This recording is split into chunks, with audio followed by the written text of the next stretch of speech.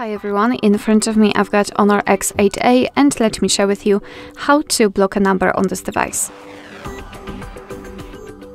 Let's start with entering your contact list. We will begin with blocking our number we've got currently saved. So let's enter it, find the contact you'd like to block and tap on it.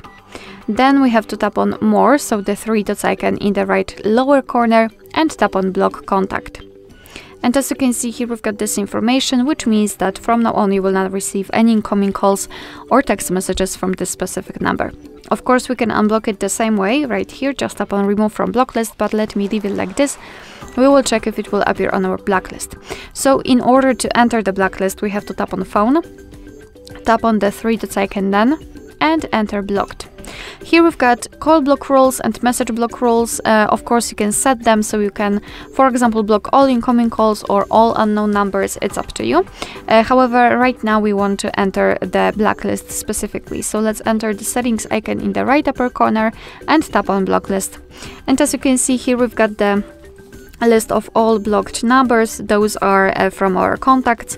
We can here tap on plus icon and add the number from messages, call log, contacts, block prefix, or add it manually. So let me tap on add manually, and as you can see, you can freely enter the number.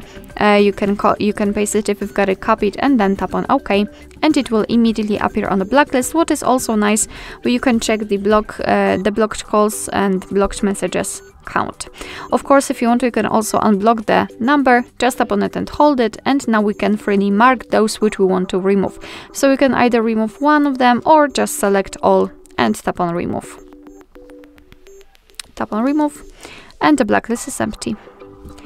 Alright, so that will be all. Thank you so much for watching. I hope that this video was helpful, and if it was, please hit the subscribe button and leave the thumbs up.